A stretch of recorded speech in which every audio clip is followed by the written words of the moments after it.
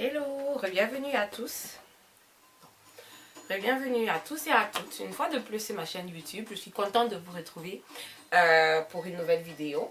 Et comme vous avez pu le voir dans le titre aujourd'hui, on va parler un peu des couples au Canada, des allocations et les séparations. Donc aujourd'hui, j'ai rien préparé pour cette vidéo, mais quand je vais vous expliquer, ça fera du sens. Mais avant ça, générique.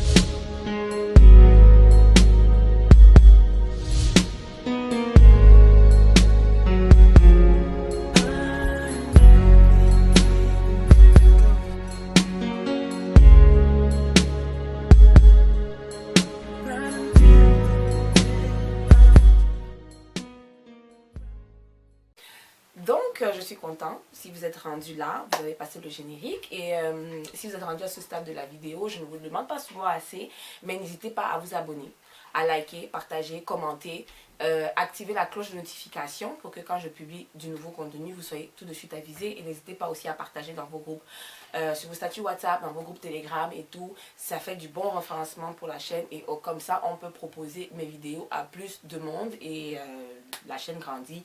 Et c'est ça.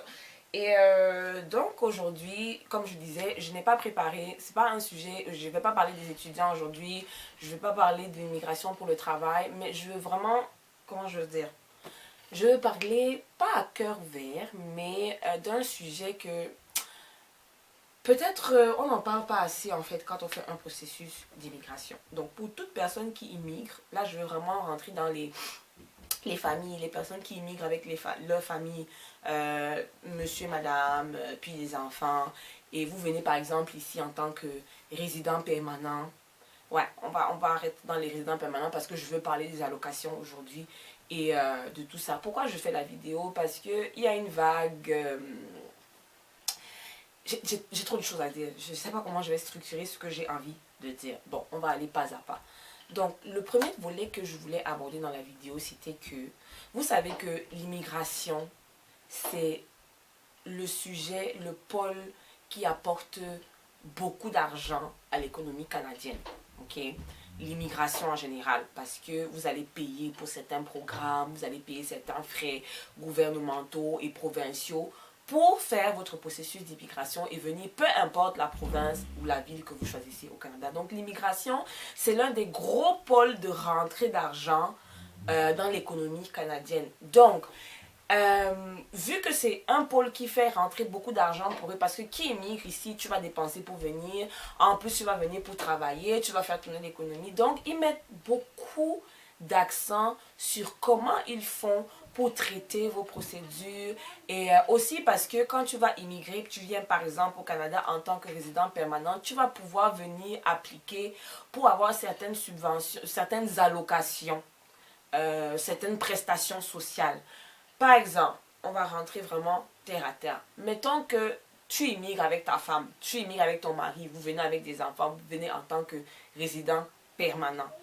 Si tu viens, peu importe la province, parce que toutes les provinces ont cette allocation-là, il y a les allocations qu'on te donne pour les enfants, parce que tu as des enfants qui sont en dessous de 18 ans.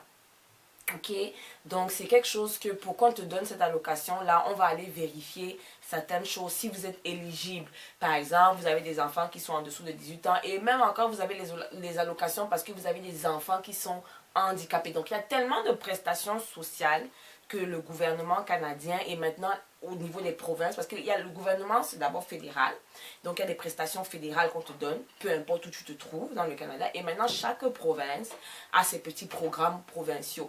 Donc tu vas avoir, je vais rester au Québec parce que c'est le Québec que je connais. Au Québec par exemple, tu as l'allocation fédérale qu'on appelle l'allocation canadienne pour les enfants. Donc je vais vous parler de tout ça aujourd'hui parce que je ne sais pas si beaucoup de gens vous le disent quand vous faites les procédures, que ok, vous venez en tant que résident, voilà les choses auxquelles tu peux aller appliquer quand tu arrives. Quand tu viens au Canada en tant que résident permanent par exemple et que tu arrives, tu n'as pas encore trouvé un travail, tu as le droit d'appliquer pour ce qu'on appelle le bien-être social. Ça, c'est un programme provincial qui est un peu comme les allocations pour les personnes qui sont au chômage mais qui sont en train de chercher du travail. Tu es au chômage, pas parce que tu travailles déjà et que tu as perdu ton travail, mais tu es en train de chercher du travail parce que tu viens d'arriver au Canada en tant que résident. Tu as le droit de demander le bien-être social. C'est un revenu qu'on te donne une fois tous les mois. Je pense que c'est le premier ou le 5 de chaque mois. Il me semble que c'est le premier de chaque mois. C'est vraiment mensuel. C'est pas quelque chose qui est aux 2 semaines. Parce qu'ici au Canada, on paye les salaires aux 2 semaines. Chaque 2 semaines, tu reçois ton argent. Mais le bien-être, c'est vraiment quelque chose que tu touches par mois. Donc, tu as le droit d'appliquer pour le bien-être social. Maintenant, si tu viens avec des enfants qui sont en dessous de 18 ans, tu peux appliquer pour l'allocation canadienne pour les enfants. Ça, c'est le gouvernement fédéral qui donne. Donc, que tu sois au Québec, que tu sois en Ontario, whatever, l'allocation canadienne pour les enfants, c'est une prestation qu'on te donne par enfant que tu as. On va calculer en fonction de ton revenu, du nombre d'enfants que tu as. Et si vous venez d'arriver d'ailleurs, on va vous demander de déclarer d'abord vos impôts que vous avez fait à l'extérieur du Canada. Donc, c'est important, avant de lancer votre processus d'immigration, de savoir que quand vous allez venir au Canada, je sais que dans nos pays d'Afrique, on ne déclare pas les impôts comme on fait ici au Canada à chaque année. Je ne sais pas comment ça se passe, mais assurez-vous, si vous travaillez et que vous aviez des relevés de salaire, des relevés de paye, d'évaluer en fait la valeur de ce que vous avez gagné pour l'année avant que vous arriviez au Canada, d'évaluer en France, en dollars canadiens, combien ça fait dans notre balance, parce que ce revenu-là, on va te le demander quand tu vas appliquer pour l'allocation canadienne pour les enfants. Et tant que tu ne donnes pas l'information, ça retarde le fait qu'on puisse te donner ça, que tu puisses être éligible ou non. Donc, tu peux appliquer pour ça. Donc, si tu as 2-3 enfants, on va calculer en fonction de votre revenu familial ce que madame gagne, ce que tu gagnes, le nombre d'enfants que vous avez, et on va vous donner un montant, machin. D'habitude, ce sont les mamans qui appliquent pour demander cette allocation-là. Donc, généralement, on va faire les versements de cet argent-là dans le compte bancaire de la maman. Et donc, il y a beaucoup de papas résidents qui arrivent ici, qui estiment que, bon, comme le gouvernement donne déjà l'argent à la femme, il ne va plus dépenser pour les enfants, machin, machin. C'est vraiment un revenu qui vous permet, en tant que tel, vous ne pouvez pas vous reposer sur ça pour élever vos enfants. C'est quelque chose qu'on rajoute. C'est vraiment un surplus, un bénéfice qu'on rajoute. Donc, vous pouvez appliquer pour ça. Et comme tu es dans la province du Québec, tu peux aussi appliquer à Retraite Québec ou Revenu Québec. Il y a d'autres suppléments, allocations pour les familles. Donc, là-bas, c'est un argent qu'on te donne à tous les 3 mois. Donc, en fonction du nombre d'enfants que tu as, du revenu et tout et tout. Donc, ça, ce sont comme les allocations qu'on donne. Maintenant, il y a beaucoup de couples qui arrivent ici, souvent, certains arrivent ici, la femme ouvre les yeux et se rend compte que finalement, le système du pays ici lui permet peut-être de ne pas dépendre de son mari et que l'argent qu'on donne avec des allocations, elle peut ne plus dépendre de son mari. Donc, beaucoup de femmes, je ne dis pas toutes, mais on a quand même vu des cas comme ça où les femmes sont arrivées ici, elles ont ouvert leurs yeux, elles ont vu que bon, le mari qui est là ne me sert plus à rien parce qu'en somme, je touche des allocations, j'ai quelques subventions que le gouvernement donne, donc je peux vivre ma vie, je peux me débarrasser du mari, je peux divorcer. Certaines femmes inventent des histoires de violence conjugale. Je ne dis pas qu'il y en a qui ne vivent pas ça. Pardon, disclaimer. Il y en a qui vivent ça. Après, maintenant, il y a d'autres qui ont trouvé cette manière-là de pouvoir se détacher d'un mariage qu'elle ne voulait peut-être plus. Et comme il y avait la porte du Canada, qui est fou, qui va refuser d'aller au Canada même si elle n'aime plus son mari, elle va venir au Canada. Après, elle va venir te sortir la phase. Comme quoi, c'est un mari violent. Et ici, au Canada, on écoute d'abord les femmes. Donc, même si après, on va se rendre compte que la femme avait menti, ça a déjà eu le temps de te poser préjudice. De te porter préjudice, pardon. Donc, c'est important avant de... Quand vous faites votre processus d'immigration, de savoir que bon, voilà, est-ce qu'on va là-bas en tant qu'une team? C'est vraiment aussi important que les couples sachent, parce que je pense que tout couple sait s'ils sont en train de vivre une mauvaise passe dans leur mariage ou si le mariage ne tient plus avant de partir, parce que c'est très moche après de venir ici, se bagarrer, se séparer. Vous avez vu des cas où il y a des maris qui ont tué leur femme parce que la femme voulait partir ou parce que la femme était partie, elle était partie avec les enfants, elle a gardé la maison, bref, elle a tout pris à l'homme et acculé. Il y a des drames qui se sont vécus, donc c'est vraiment important quand vous annoncez votre processus d'immigration de vous asseoir en tant que couple et décider Comment on va fonctionner là-bas? Ici au Canada, vous ne vraiment, hein, je vous dis ça du fond de mon cœur. Prenez-moi comme votre petite soeur. Vous ne pouvez pas arriver au Canada et commencer à venir vivre les configurations que vous vivez, par exemple au Cameroun, en Afrique, où on attend du mari qu'il soit le pourvoyeur pour tout. Ou des fois, le mari, c'est le seul qui travaille. La femme attend seulement l'argent de la ration, l'argent des pensions, puis la rentrée et tout et tout. On est dans un système capitaliste ici qui fait qu'une seule personne ne peut pas, à moins d'être un millionnaire, à moins d'être un milliardaire. Mais si tu es quelqu'un qui est la classe moyenne, une seule personne ne peut pas humainement, psychologiquement, mentalement et financièrement porter à lui tout seul les charges de la famille. C'est-à-dire payer la maison, payer le courant, payer les charges, payer les garderies, payer ceci, payer la nourriture et tout et tout et tout. Et madame, elle se met assise, elle attend la main tendue. Honnêtement, c'est bien que quand vous venez, vous laissez les mentalités là en Afrique, vous savez que là, vous allez être dans un apport 50-50. Je ne dis même pas que 50-50 financièrement, mais les deux conjoints doivent mettre la main à la tâche. Ce n'est pas que madame et toi, vous travaillez. Toi, tu attends encore que quand elle rentre le soir, après sa journée de travail, de s'occuper des enfants, elle doit encore faire à manger parce que tu ne veux pas manger la nourriture d'hier, tu ne veux pas manger le réchauffé, tu veux qu'elle te fasse les nourritures qui sortent fraîchement du four. Ça ne peut pas fonctionner comme ça. Madame ne peut pas s'occuper au travail, s'occuper des enfants et tu attends encore d'elle qu'elle fasse le ménage de la maison, elle fasse la lessive, elle fasse tout. Et toi, tu dis que tu es le chef de famille. Ça ne marche pas. Et beaucoup de mariages s'étiolent ici comme ça parce que la femme arrive ici, elle est brûlée. Ce qui marche chez nous en Afrique, parce qu'on a les aides, nous ne mentons pas. Tu peux prendre une cousine du village, tu peux prendre ton petit frère, tu peux prendre ta petite soeur qui vient dans la maison. Ici, ça ne fonctionne pas parce que tu ne peux même pas prendre une aide à domicile. Ça coûte cher. Même seulement de prendre la nounou qui va venir garder tes enfants. Ça coûte cher de prendre même ceux qui peuvent venir faire le ménage chez toi. Donc, vous devez participer 50-50. Si on travaille tous les deux, on rentre tous les deux du travail, je suis fatiguée, tu récupères les enfants à l'école, tu récupères l'enfant à la garderie, tu leur donnes le bain.